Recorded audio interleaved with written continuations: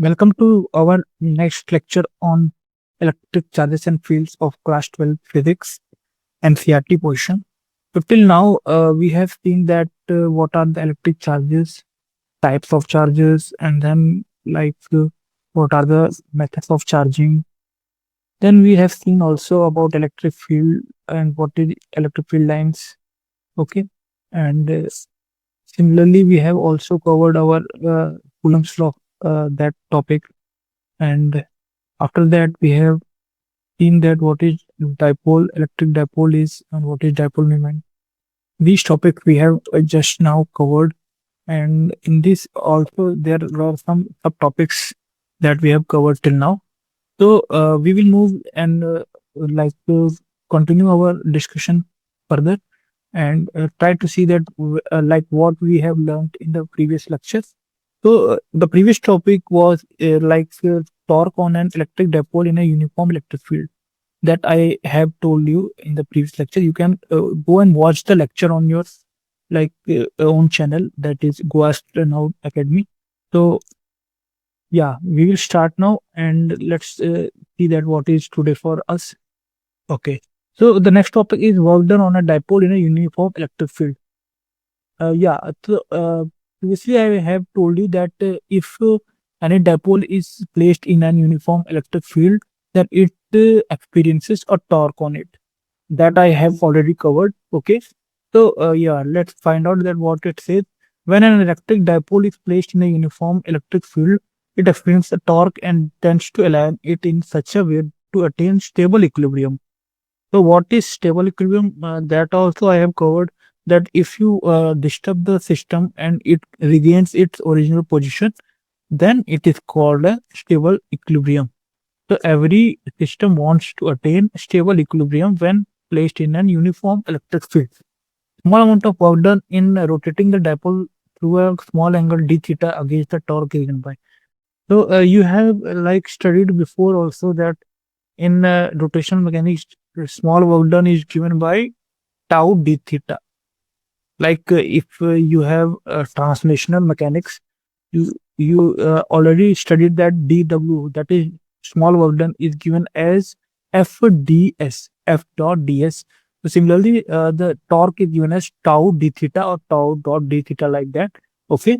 So what is the tau d theta? If we substitute now tau value, tau we have calculated in previous lecture, that what is tau value if we place any dipole, electric dipole in uniform electric field, then that is equal to Pe sin theta. What is P here? This is dipole moment, and here E is what? Electric field value, and sin theta is the angle between your electric field line and your dipole moment direction. Okay, so that has covered before also. So this is the expression for your dw, small work done. Total work done in rotating the dipole from orientation theta 1 to theta 2. So if you have dipole is placed like this, and this is your theta 1 angle, and it attains your another position after rotating, it covers another position like theta 2 here. Okay. So in this way, what you can see that if you try to calculate the work done here, so it will go from theta 1 to theta 2 and Pe sin theta d theta. Okay. So this is your expression for work done in integral form. And after integration, sin theta integration is cos theta with sin theta integration is what? Sin theta is integration is cos theta with minus sign. So when you calculate it, it will come as minus Pe cos theta. Okay, and the limits are from theta 1 to theta 2. Now if I substitute the limits in opposite manner, so it will come like Pe cos theta 1 minus cos theta 2. Okay, because minus sign is there, so I will substitute first the lower limit, then the upper limit. So cos theta 1 minus cos theta 2, this is the final expression for your work done in an uniform electric field. Okay, this is the final expression. So and similarly, potential energy of electric dipole when it rotates from theta 1 to theta 2 is given as. So what is expression for potential energy here? So you know that potential energy is what? the energy in stored form, energy that is in stored form, or in like any system contains energy possessed by it in the bulk manner. So if you calculate this, it is also equal to like work done, and it comes out to be P e cos theta 1 minus cos theta 2. So this is your expression for potential energy also. So you can see that the yeah, when it rotates from theta 1 to theta 2, the expression for work done and potential energy are equal here. Okay. So let us assume that the dipole is initially orientated perpendicular to the direction of electric field and brought to the orientation making an angle theta with the field direction. Then the work done in rotating the dipole from theta 190 degree to theta 2 theta degree. Okay, theta 1 is 90 degree and theta 2 is theta. So if you have like system where you have the dipole, initially it is like perpendicular to the electric field. This is your minus charge and this is plus charge. So here dipole moment, that is direction from minus to plus. Dipole moment is here perpendicular to the electric field direction. So if you calculate work done here, what it will come? P E cos 90 is the initial angle, 90 degree, and if it comes after rotation, it will come like this. Like if I calculate here, and theta is the angle like this. After some time, it will come like this only. Okay. So like theta, I will substitute here for the second limit. So after the like simplification, what you will get here, the cos 90 is 0 here. So you will get like minus of, here it is cos theta. So you will get here minus P E cos theta. Okay. It will come minus P dot E. So this is your expression for work done. For work done is equal to minus of P dot E for the system when it was initially perpendicular to the electric field. Okay. I hope that you got this all points. So let's move further and see the next page. Okay. I will clear this drawing.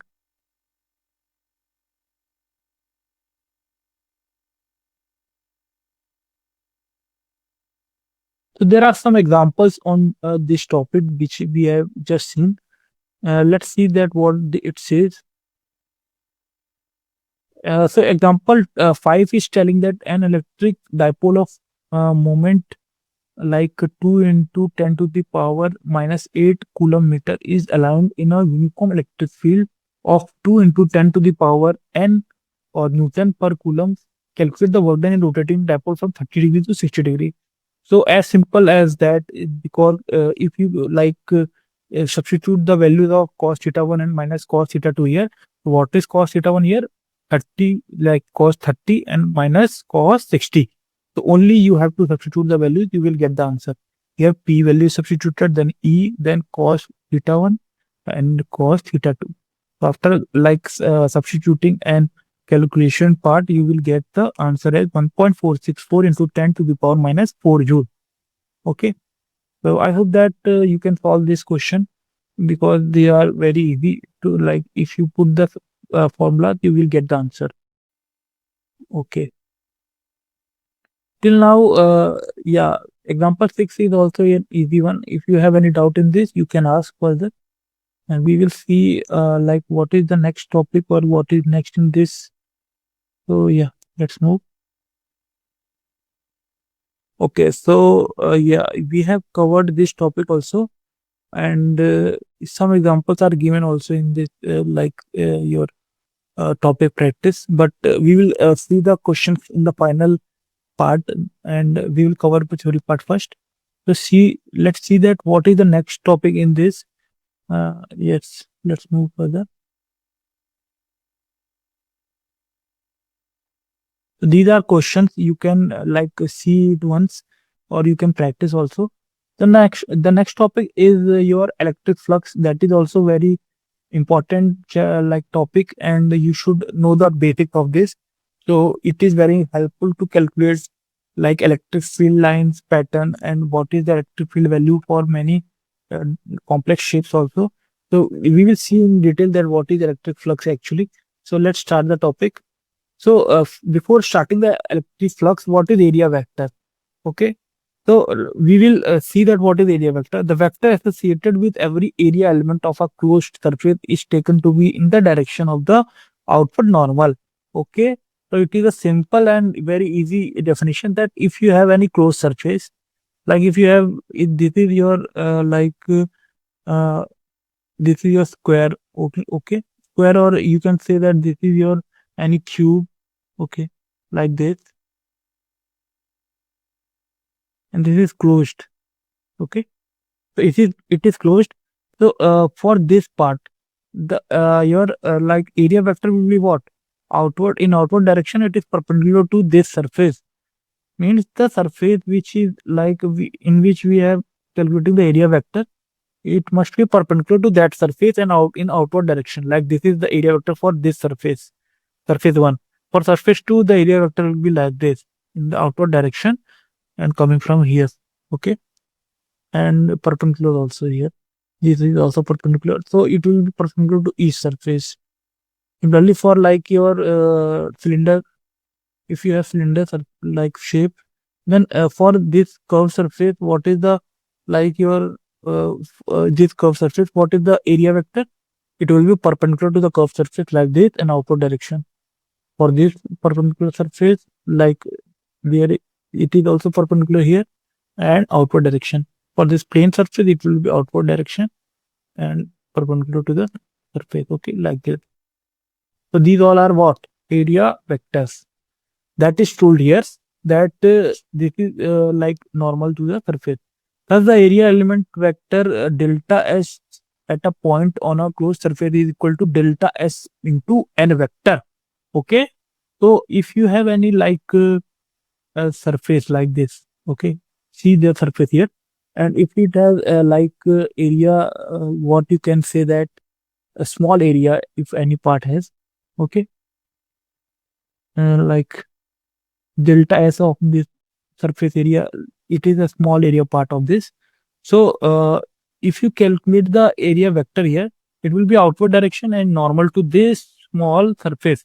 So what will be the value of this area vector if is denoted by like area vector a by a? So a vector can be written as what? Magnitude of that is equal to delta S, because the surface area, small surface area is delta S, but it should also contain the direction, because area vector is vector quantity. So like vector is also denoted by direction. So here direction will be like n cap. This is any not like unit vector in this direction. If you multiply that magnitude to unit vector, it will give you the whole vector quantity, because if you have direction value, then it must be unit vector also here. Okay, unit vector always give you direction of that vector, so it is also included here. So that is why delta S into n cap is the net value of your area vector here. Okay, so where delta is the magnitude of the area element, it is written clearly here, and n cap is the unit vector in the direction of outward normal.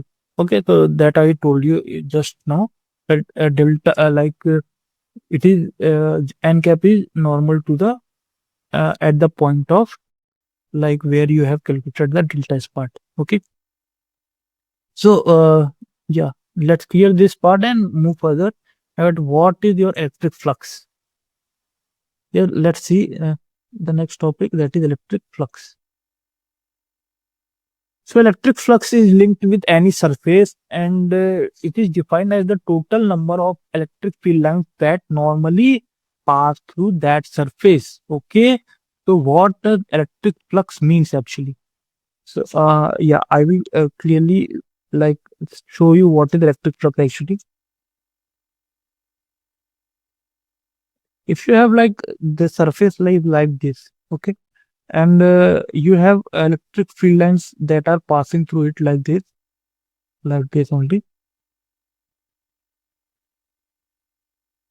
Okay, so if they are passing through and cutting the area like this only, these are electric field lines, and this is your surface area S.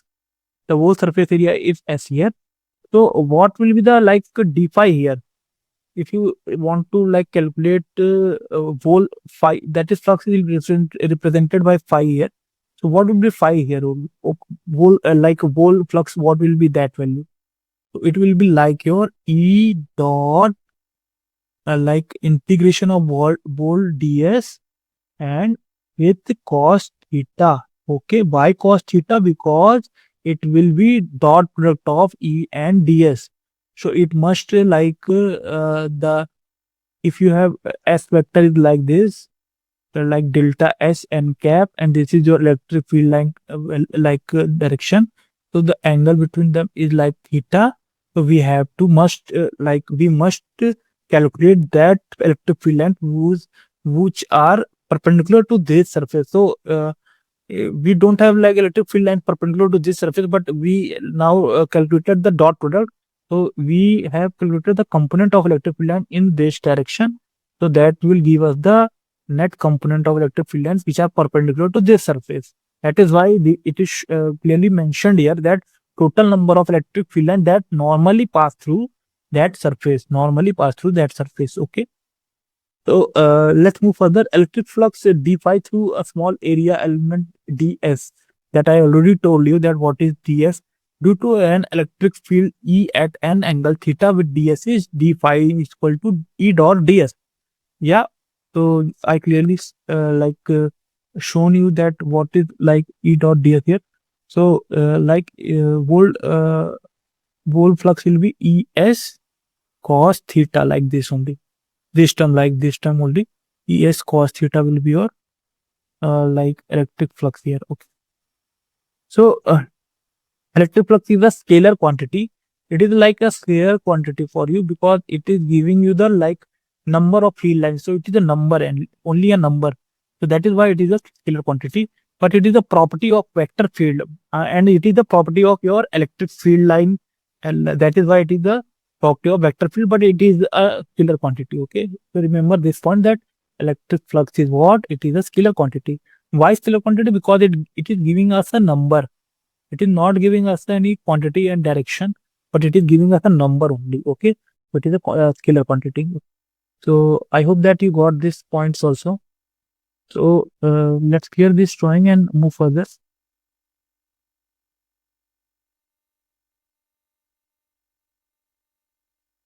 SI unit of electric flux is what? Newton meter square per coulomb. Why this unit has come? Because if you calculate like dimension, what is the like pi units? So phi is the multiplication of E with your surface area. And what is the like unit of your electric field? So electric field is like your if you see that this is electric field lines are like F by Q, and F by Q if you calculate, and it will give you like Newton and per coulomb, and S is what? Like meter square. So that is why its unit is what? Newton meter square per coulomb. Okay. So that is how the unit of electric flux is calculated.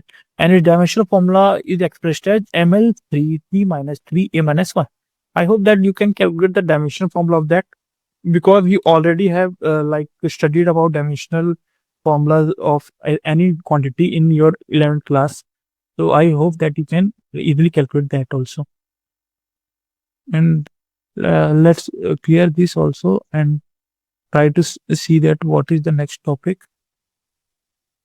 If E dot ds over a closed surface is negative, then the surface encloses a net negative charge. Okay.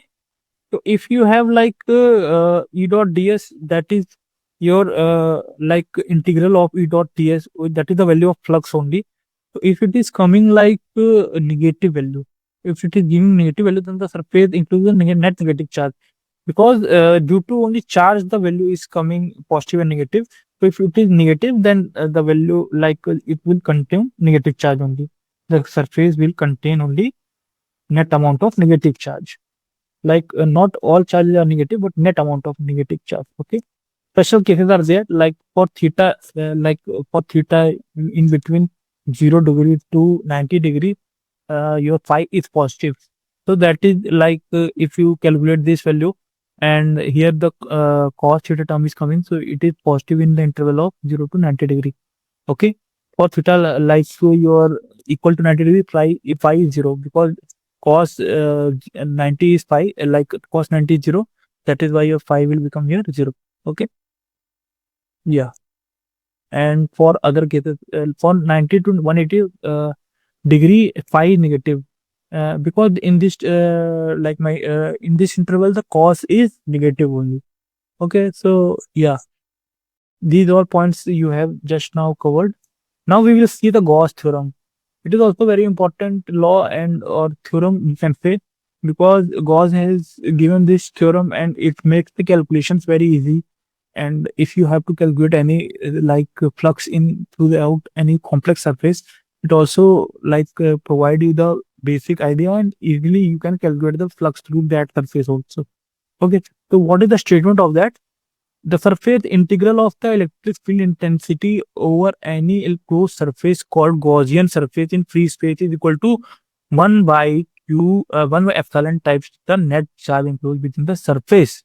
Okay, so what it says, that if you have any closed surface and it contains some charge here, okay, like you can say that here plus q is the charge, or plus small q is the charge. Okay, so here net flux is what?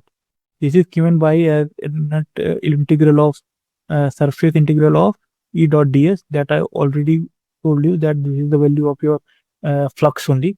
But its value will come like q by epsilon naught. This will come equal to q by epsilon naught.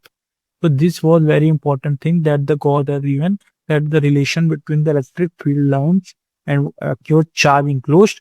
So that is why it is called your a very important Gauss theorem. Okay, so this is the statement q by epsilon naught, where q is equal to 1 to n qi is the algebraic sum of all the charges inside the closed surface.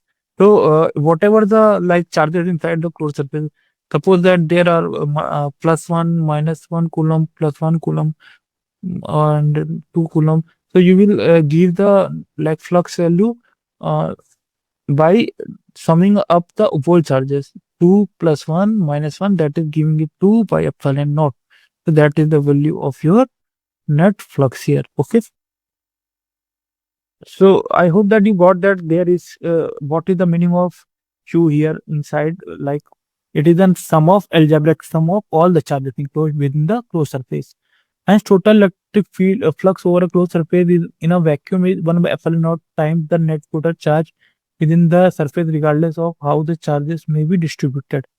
So it is independent of the distribution of charges within the surface, but it will depend on the net algebraic sum of that surface charges. Okay.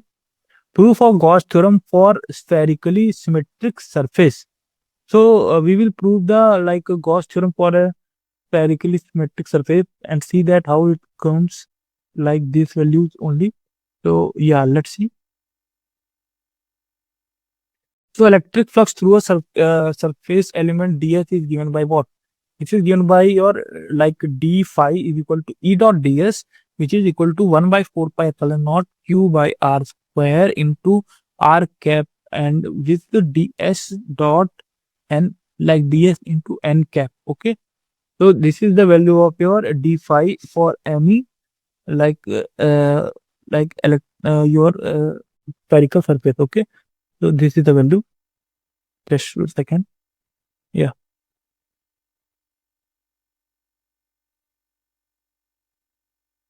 Okay, this is the value of your like electric field. Okay, and no, sorry, for your d phi means small flux. For this is the value for small flux. So here d phi is coming like 1 by 4 pi epsilon naught q dot ds, because this is the value of your what? Area vector, and this is your q by 4 pi epsilon naught r square is what? This is your whole electric field value. Okay, and r cap is here the direction of that electric field.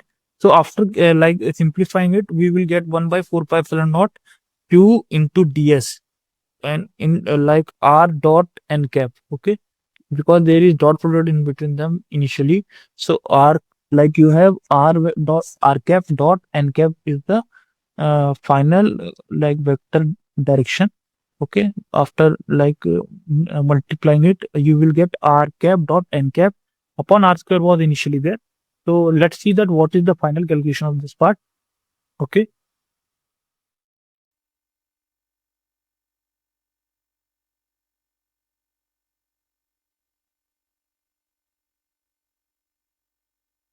Yes.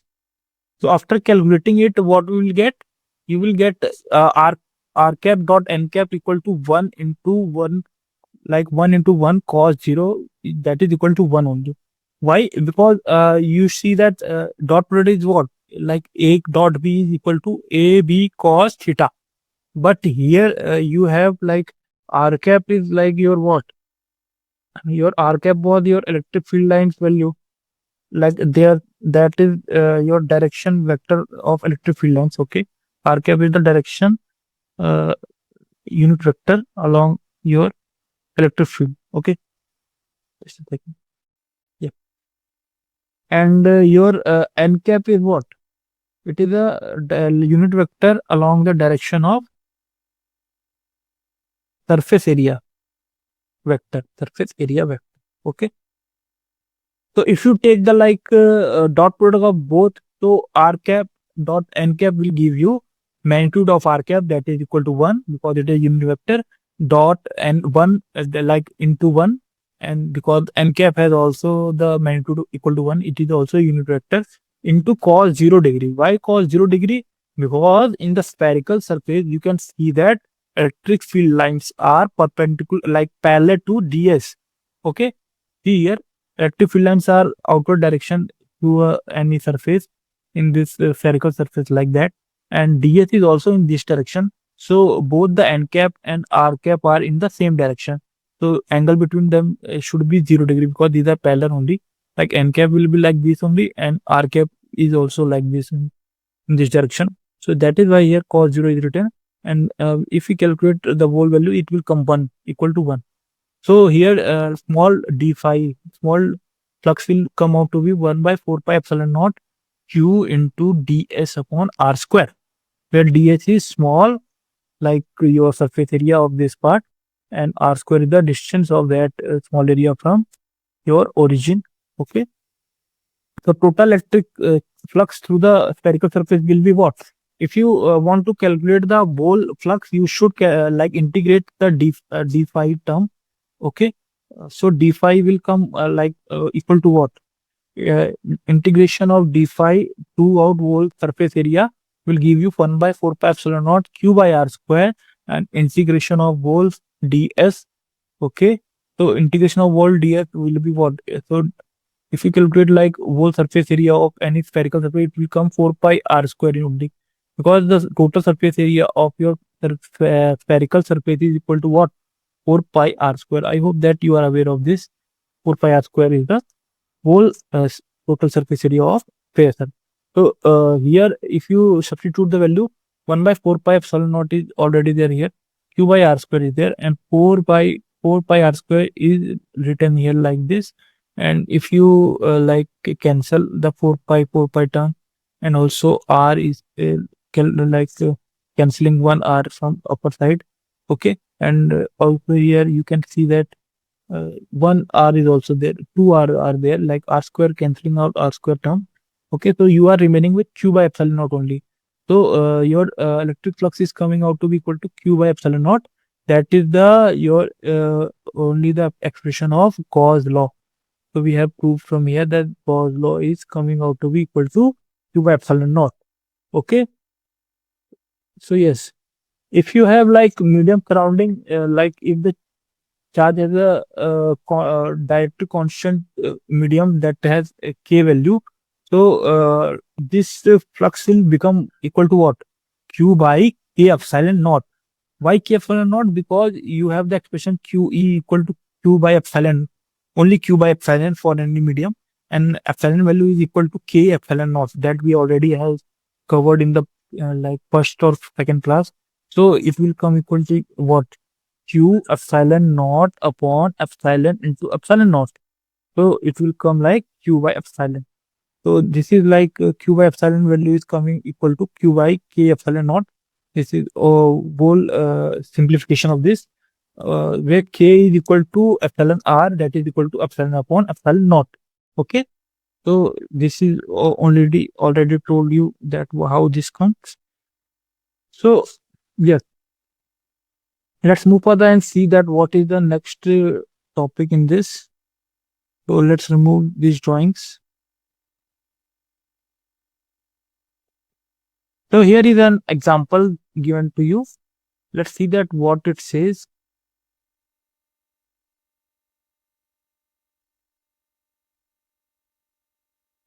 Okay, a charge Q is placed at the center of cube of side L. What is the electric flux passing through each face of the cube? Okay, so you have a charge Q which is placed at the center of a cube of side L. If you have any cube, draw the cube first. Like this is your cube.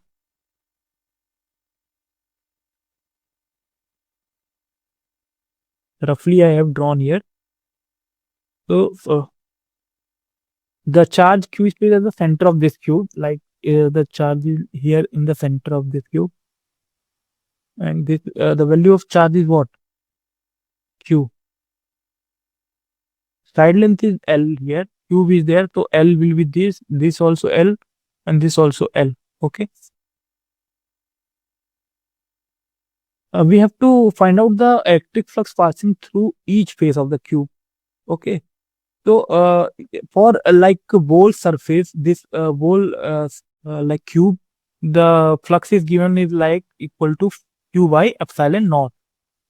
I think that this is clear to you because the closed surface has the flux value Q by epsilon naught, which we have just now seen in the Gauss theorem. Okay. So we have to not find out the flux through the cube, but we have to find out the flux through each face of the cube. Okay. So let's see that what is the flux through each face. So here you can see that just a second. Yes, you can see that a charge at the center at electric field is symmetrically distributed throughout all the six faces. So flux link with each face will be equal to what? Q by 6 epsilon naught. Why? Because here if you draw the field lines of this charge, it will pass like this only. Okay, so it will be symmetrically distributed field lines in the space, because it is a 3D space. So each field lines will pass through each face symmetrically. It is in the center, so the shape is also symmetric, and the field lines will symmetrically pass through each face. So if I want to calculate a flux through this face, one face, so I have six faces on total six faces of cube are there. Okay, the cube has six faces here all over. So for whole six faces, I have total flux linked to six faces is 5. So flux linked to one face is what? 5 by 6. And 5 value is equal to what? Q by epsilon naught. So answer will be Q by 6 epsilon naught by unitary method. And we have found out what the value is for your flux linked with each face. Okay. So I hope that you got this question. Like similar to these questions are asked in your competition level also, and in boards also, that is like these questions are asked in like many ways. Okay. So here is any other another example figure shows 3-point charges plus 2q minus q and plus 3q. Two charges plus 2q and minus q are placed and enclosed within a surface S. What is the electric flux due to this configuration to the surface S? Okay. So there are two charges which are inside the surface S. You can see here also that two charges, that is plus 2q and minus q, are inside the surface, but the plus 3q is outside this surface area. Okay. So active flux through the closed surface is what? That is equal to net charge within the closed surface only upon epsilon naught. So you have a closed surface only two charges, plus 2q and minus q. So net charge will be equal to q. So the flux will be equal to q by epsilon naught, only q by epsilon naught. Why? Because the net charge inside the closed surface is q only, not 3 not added here, 3 cube. Okay, because it is outside the surface. So these all examples are very important for your board. So I hope that you got what I have said you. Let's move further and see what is the next part in your this chapter or this topic. Application of Gauss theorems are there. So I will explain you one example today, and we will see the others in the next class, because now time is running out. So we will see that what is the application part of Gauss theorem. Okay. The first application is field due to an infinitely long, thin, straight charge wire. Okay. So if you have any thin straight charge wire here, that is here you can see that a wire is there, and it has plus charge, like plus linear charge density, which is plus q all over the surface. Okay, lambda is the linear charge density on that, and plus plus charge is all over the length only, because it is an infinitely long thin wire only. So it has dimension in 1D only. All other dimensions are negligible.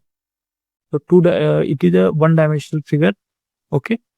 So it has plus charge all over the surface, or all over the length. Okay. Not surface, all over the length here. Plus q plus lambda, like lambda is the charge density here. Okay. So from symmetry, the electric field electric field everywhere radial in the plane containing the wire normally, and its magnitude only depends on the radial distance small r. Okay. Yes. So here you can see that if you draw a Gaussian surface here, you have to know that how the Gaussian surface should be. Okay, if you have wire only, and it has plus charge on all over it, so how the Gaussian surface should be on this wire? Can it be this cuboid or cube? Yeah, yeah, you can draw like that also. But for simplification or simplified version, we will see that what is the electric field on this due to this straight wire by choosing a cylindrical Gaussian surface throughout it. Why we have chosen a cylindrical Gaussian surface here? We will see here that how the fields are calculated. Okay. So from Gauss law, we have total flux through this wire, like this Gaussian surface will be equal to what? That is equal to summation of integral of E dot ds over all the surface area S, and which is equal to q by epsilon naught. That is the charge included by this, only this surface, that is whole surface of this, upon epsilon naught. Okay. So here E dot ds is calculated. So we will write it like E dot n cap into ds. For n cap is for what? It is for your electric field, and that is your n cap is the direction for electric field lines. Okay. So after calculating it, you will get a for a area. So what is a here? See here, this plane surface. If you, I will explain here. Like if you have cylinder, you have three types of surface area. This is like A here. Okay, this is your B here, and this is your C here.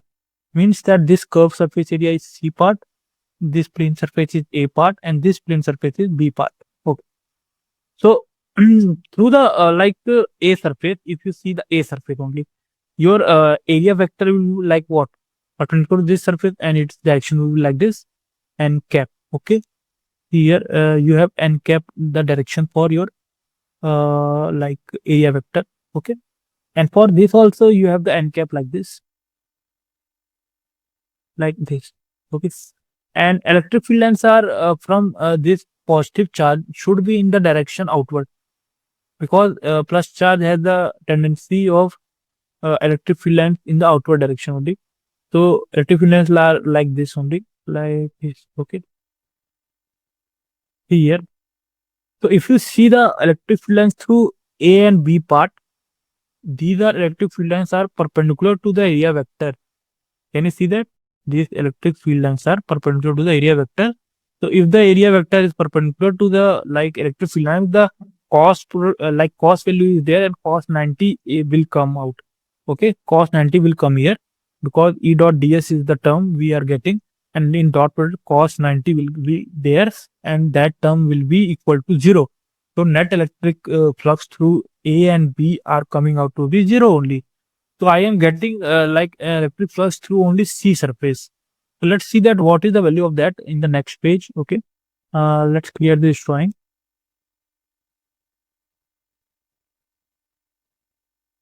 Yes.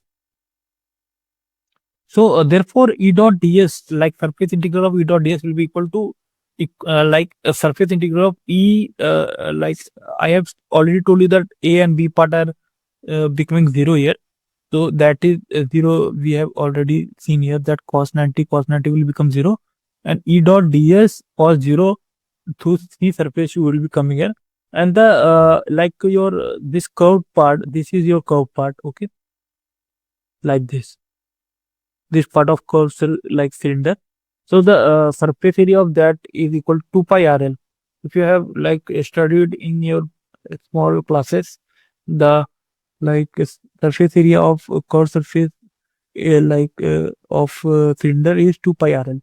2 pi RL is the area which is coming out to be equal to E into 2 pi RL. The whole like electric flux is coming out to be E into 2 pi RL. Charge enclosed in the cylinder will be equal to lambda L. Okay.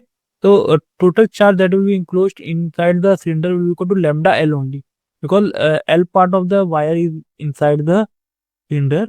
Okay. This is L length of the cylinder, and that is why the L part is only inside the cylinder.